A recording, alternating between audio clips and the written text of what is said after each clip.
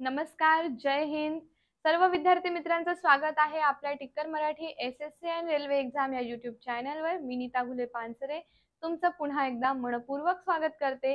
तर बघा, आजचा आपला टॉपिक आहे ध्वनी म्हणजे साऊंड. हा आहे फिजिक्स मधला टॉपिक. ठीक आहे. आजचा टॉपिक आपण घेऊन आलेलो आहोत भौतिकशास्त्रातला फिजिक्स मधला टॉपिक आहे ध्वनी, ज्याच्यावरती तुम्हाला वारंवारितेचे प्रश्न भरपूर विचारले जातात.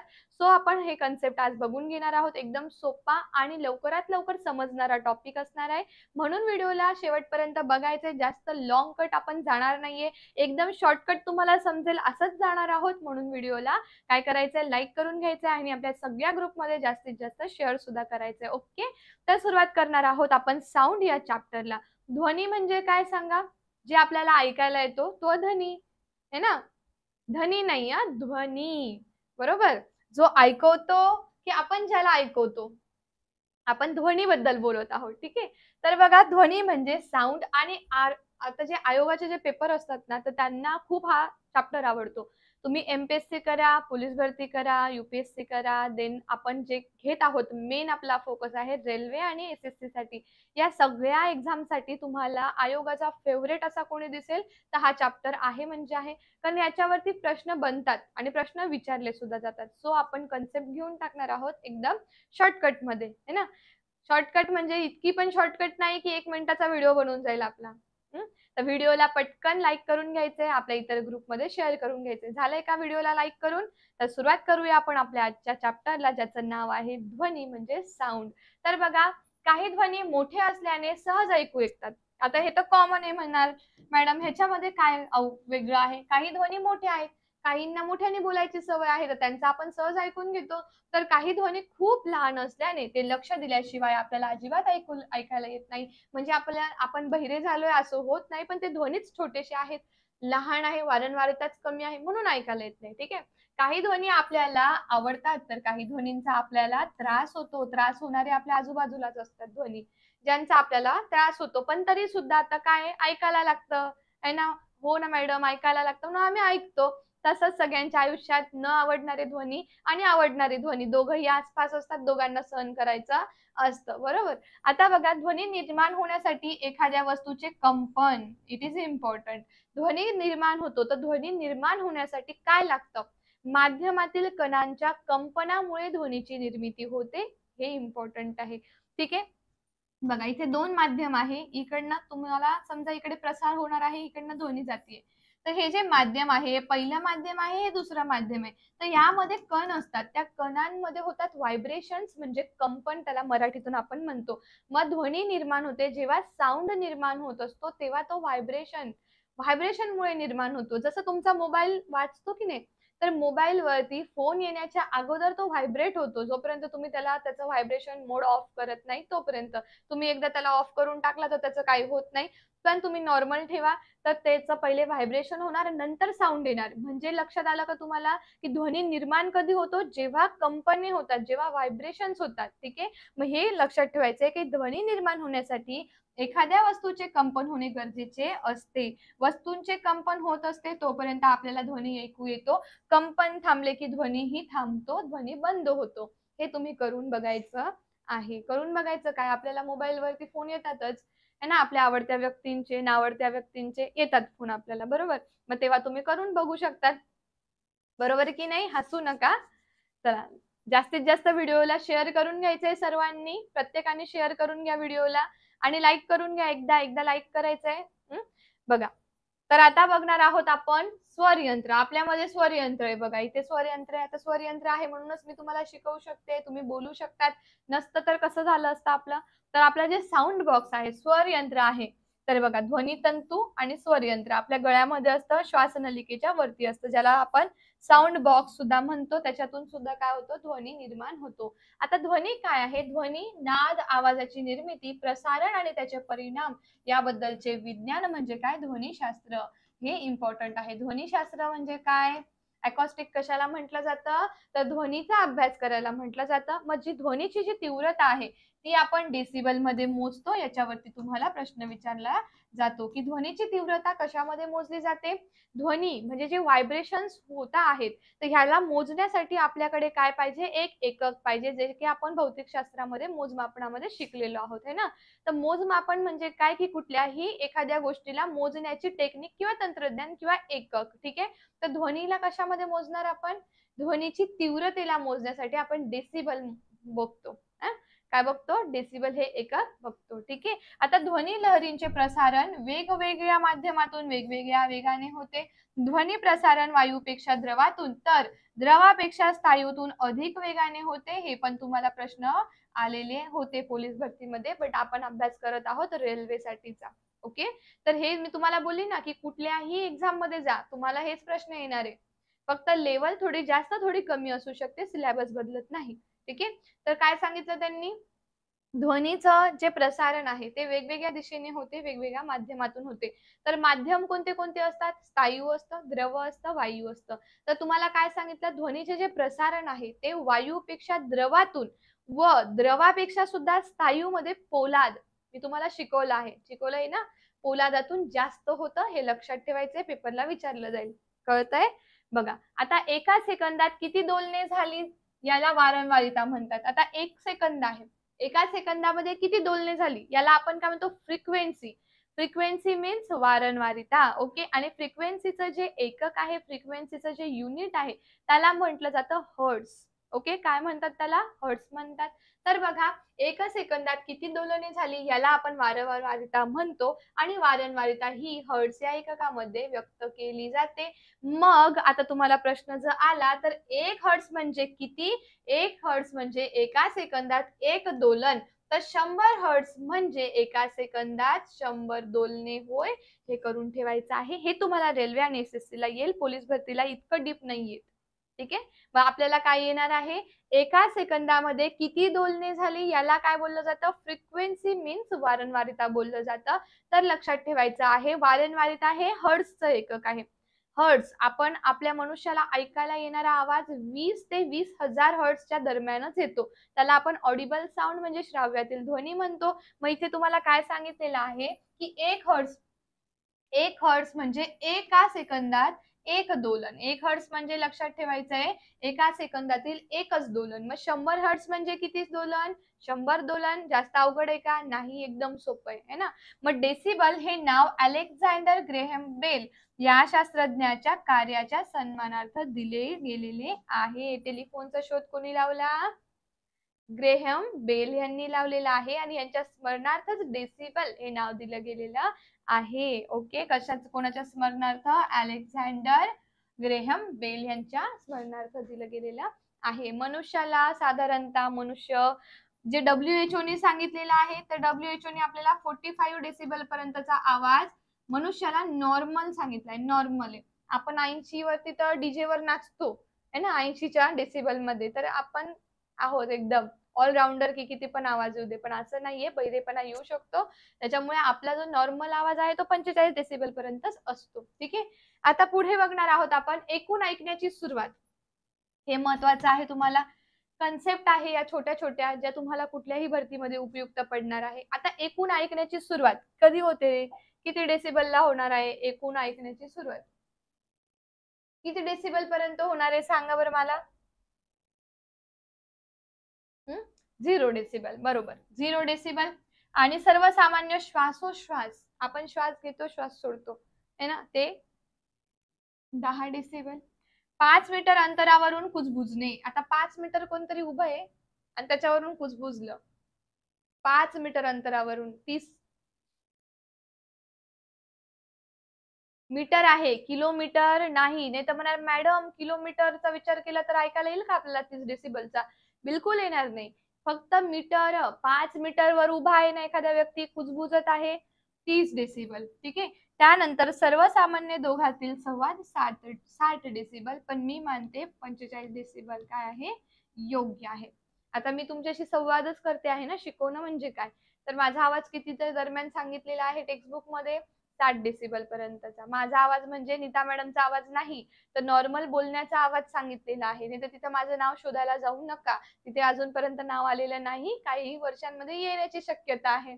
बरोबर. मग 60 डेसिबल काय आहे? सर्वसामान्य दोघातील संवाद आहे. तरी सुद्धा WHO म्हणजे जागतिक आरोग्य संघटनेने आपल्याला 45 डेसिबल पर्यंतच ऐका आणि कानाचं आरोग्य राखा असं सांगितलेलं आहे. ठीक आहे. आता काय सांगितलं, व्यस्त असणारी वाहतूक, एकदम गर्दी झालेली, ट्रॅफिक जाम झाली, तुम्हाला कॉलेजला जायचंय, शाळेत जायचंय, ऑफिसला जायचंय, कुठेतरी जायचंय, एकदम व्यस्त आहे, ट्रॅफिक जाम झाली, 70 डेसिबलचा आवाज. सर्वसामान्य कारखाने, लूम संच खूप चालतात आपल्याकडे, त्याचा आवाज 80 डेसिबल. मग आता बघा, 1000 हर्ट्झ वारंवारितेचा व 100 डेसिबल पेक्षा अधिक पातळीच्या ध्वनीमुळे ऐकण्याच्या क्षमतेत तात्पुरता फरक पडतो. यामुळे काही काळ बहिरेपणा येतो. विमान इंजिनाजवळ काम करणाऱ्यांना हा अनुभव नक्की अनुभवता येतो आणि त्यांना येतोच हा अनुभव. हे लक्षात ठेवायचंय. ठीक आहे. आता जर तुम्ही 100 म्हणजे बघा, आता 1000 वारंवारितेपेक्षा पण तुम्ही जर जास्त गेले, 100 डेसिबल पेक्षा अधिक पातळीच्या ध्वनीच्या ऐकायला तुम्ही गेले, तर तात्पुरता म्हणजे आपल्याला सवय नसते. आपल्याला ऑडिबल साउंड आपल्याला आहेच, पण आपल्याला त्याची सवय नाहीये. त्याच्यामुळे आपल्याला काय होतं, काय होणार? असं बहिरेपणा, बधीरपणा येतो. जसं तुम्ही घाटात जातात बघा, असं गाडी जात असेल घाटामध्ये, तर त्या हवेच्या ह्याच्यामुळे पण कधी-कधी आपल्याला बहिरेपणा येतो नाही का? त्याच पद्धतीचा बहिरेपणा किंवा बधीरपणा पण म्हणू शकतात. आपल्याला नीट काही ऐकायला येत नाही, मग थोड्या वेळाने आपण नॉर्मल होतो. ते कधी होणार? जेव्हा 100 डेसिबलपेक्षा अधिक आपला पातळीचा ध्वनी होऊन जाणार तेव्हा. जेट इंजिनचा किती असतो? 130 सगळ्यात जास्त आहे बघा. 130 डेसिबल असतो. तर कानठळ्या बसण्याची सुरुवात आपली 120 डेसिबल पासून होते. 120 डेसिबलला जेव्हा आवाज पोहोचतो, तेव्हा आपल्या कानाला बहिरेपणा, बधीरपणा येणं, कानठळ्या बसायला सुरुवात होऊन जाते. हा आयोगाचा फेव्हरेट चॅप्टर आहे. सो तुम्ही पण फेव्हरेट बनवून घ्यायचा आहे. आता साउंडमध्ये सर्वात महत्त्वाचं शिकण्याच्या 3 गोष्टी. पहिलं काय? श्राव्य नाही. श्राव्य ध्वनी. श्राव्य नाही हां. कोणाचं नाव असेल तर. श्राव्य ध्वनी म्हणजे ऑडिबल साउंड. अश्राव्य ध्वनी म्हणजे काय सांगितलंय? इन्फ्रासॉनिक साउंड. वारंवारिता सांगणारच आहे मी, इथे दिलेलंच आहे. आणि एक आहे अल्ट्रा साउंड. ठीक आहे. अल्ट्रासाउंड हे सोनार तंत्रज्ञानामध्ये, सोनोग्राफीमध्ये सगळ्यामध्ये वापरलं जातं. बरोबर. आता जे श्राव्य ध्वनी आहे, आपल्याला इथे 3च ध्वनीचा अभ्यास करायचा आहे आज. 1, 2, तिसरा आहे अल्ट्रासाउंड. आता श्राव्य ध्वनी म्हणजे ऑडिबल, जसं तबला झालं, ठीक आहे. आपण ह्यांचे आवाज ऐकतो की नाही? का तुम्ही तबला वाजल्यावर बहिरे होतात? होतो का आपण? नाही होत ना. तर आपल्याला याचा आवाज येतो. बघा, मनुष्यास ऐकू येणाऱ्या ध्वनीची वारंवारिता 20 हर्ट्झ ते 20,000 हर्ट्झ या दरम्यान असते. आपल्याला कानाला तोच ध्वनी ऐकू येतो, हे सर्वांना 5वी पासून माहिती आहे. बरोबर. 20 हर्ट्झ ते 20,000 हर्ट्झ ही मनुष्याची काय आहे? श्रवण मर्यादा आहे. नंतर आहे इम्पॉर्टंट अश्राव्य म्हणजे इन्फ्रासॉनिक. अश्राव्य जे तुम्ही नाही ऐकू शकत. श्राव्य म्हणजे ऑडिबल जे आपण ऐकू शकतो. अवश्राव्य म्हणजे अजिबात ऐकू शकत नाही, इन्फ्रासॉनिक. कोणता आहे मग? ज्या ध्वनीची वारंवारिता 20 हर्ट्झ पेक्षा सुद्धा कमी असते. अशा ध्वनींना आपण अवश्राव्य ध्वनी म्हणतो, म्हणजे इन्फ्रासॉनिक साउंड असे म्हणतात. मग 20 हर्ट्झ पेक्षा कमी वारंवारिता ध्वनी व्हेल मासे, हत्ती, गेंडा या प्राण्यांद्वारे काढले जातात. आता तुम्हाला प्रश्न असाही विचारला जाईल, की जो इन्फ्रासॉनिक साउंड आहे हा कुठल्या प्राण्याकडनं काढला जातो किंवा कुठल्या प्राणी इन्फ्रासॉनिक पण ऐकू शकतो. मग तुम्ही तिथं कन्फ्युज व्हाल, की प्राण्यांना पण ऐकायला येत असेल का तो? ऑडिबलच ते ऐकतात. तर लक्षात ठेवायचं आहे, व्हेल मासे दिलेले आहे, हत्ती आहे, गेंडा आहे. हे प्राणी जे आहे ते अवश्राव्य म्हणजे ज्यांची वारंवारिता 20 हर्ट्झ पेक्षा सुद्धा कमी आहे, ते काढू शकतात आवाज. कळलं आहे? लक्षात आलं आहे? आता आहे आपला अल्ट्रासाउंड, ज्याला आपण काय बोलतो? श्राव्यातीत ध्वनी. आता ह्याची वारंवारता बघा, इथे किती क्यूट दिलेला आहे सर्वच. तर बघा, ह्याची जी वारंवारिता आहे ही 20,000 हर्ट्झ पेक्षा सुद्धा अधिक वारंवारितेच्या ध्वनीला आपण श्राव्यातीत ध्वनी म्हणतो. श्राव्यातीतचा अर्थ होतो अल्ट्रासाउंड. ठीक आहे. अल्ट्रासाउंडची वारंवारिता असते 20,000 हर्ट्झ पेक्षा जास्त. ठीक आहे. किंवा आपण त्याला स्वनातीत ध्वनी असे सुद्धा म्हणतो. अशा प्रकारचे ध्वनी लक्षात घ्या. अशा प्रकारचे ध्वनी मनुष्य ऐकू शकतो का? नाही ऐकू शकत. कारण वारंवारिता कुठे गेली? पुढे गेली ना. 20,000 हर्ट्झच्या पुढे गेली तर आपण काय ऐकणार आहे? आपली मर्यादा 20 ते 20,000 हर्ट्झ पर्यंतच आहे. आणि अल्ट्रासाउंडचा यूज कशामध्ये होतो सांगा मला?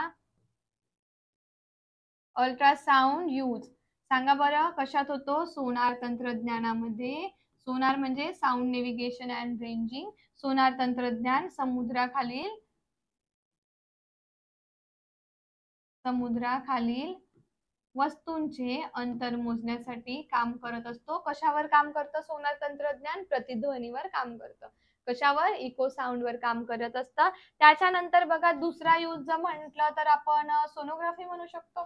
सोनोग्राफी मध्ये सुद्धा अल्ट्रासाऊंडचा उपयोग केला जातो. लक्षात आलंय बाळांनो सर्वांना?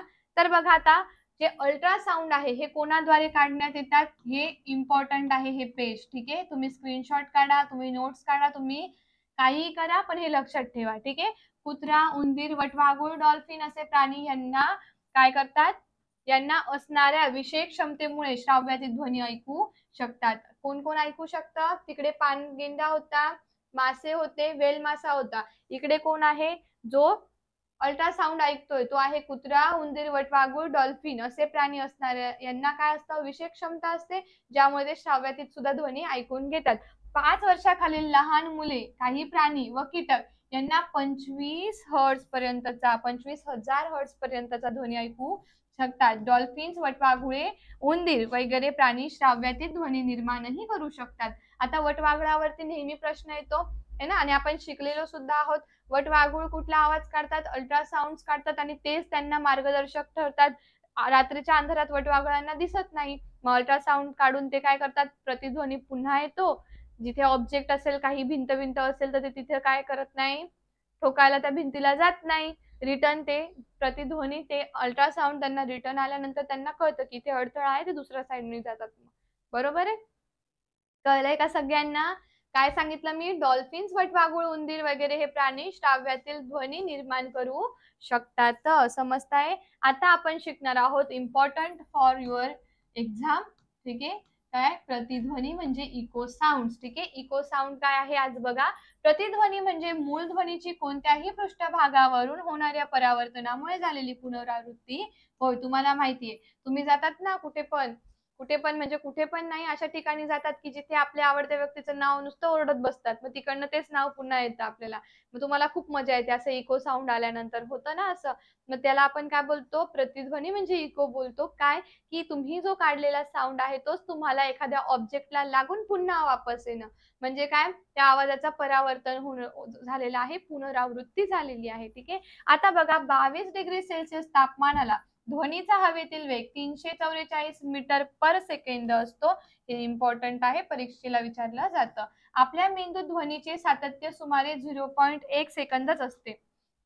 आता एक गोष्ट लक्षात घ्या, प्रतिध्वनी करण्यासाठी सुद्धा तो ध्वनी ना, ते जे ऑब्जेक्ट आहे ते त्याचं अंतर थोडंसं लांब पाहिजे. तुम्ही एकदा एक नाव घेतलं, एकदम नीता मॅडम म्हटले तुम्ही जोरात, ठीक आहे, मग जेव्हा तुम्ही तो आवाज काढत आहात तर त्याच्या आणि प्रतिध्वनी येण्याच्या ह्या दोघं गोष्टींमध्ये किती अंतर पाहिजे? 0.1 सेकंद. कुठे गेलं? 0.1 सेकंदापेक्षा जास्त पाहिजे. कारण आपले जे मेंदू आहे त्या फरक करत नाही. मग तुम्ही जो साऊंड काढताय तो जर 0.1 सेकंदाच्या आधीच तुमच्याकडे आला तर तुम्ही काढलेला साऊंड कोणता आणि तिकडनं आलेला कोणता हे आपल्या मेंदूला कळत नाही. आपल्या मेंदूमध्ये किती सातत्य असतं? वेळ किती आहे? 0.1. बघा, आपल्या मेंदूत ध्वनीचे सातत्य फक्त 0.1 सेकंद असते. मग तुम्ही आवाज काढला 0.1 सेकंद, समजा 0.5 सेकंदांनी जो तो तुम्हाला परत आला तर तुम्ही समजाल का हा इको आलाय. नाही तर 0.1 सेकंदात तुम्ही काढला आणि लगेच रिटर्न आला तर तुम्हाला कळणारच नाही की प्रतिध्वनी आलेला आहे. तुम्हाला वाटेल मीच काढलाय हा साऊंड, कारण आपले मेंदू तेवढं सातत्य ठेवत नाही. कळतंय?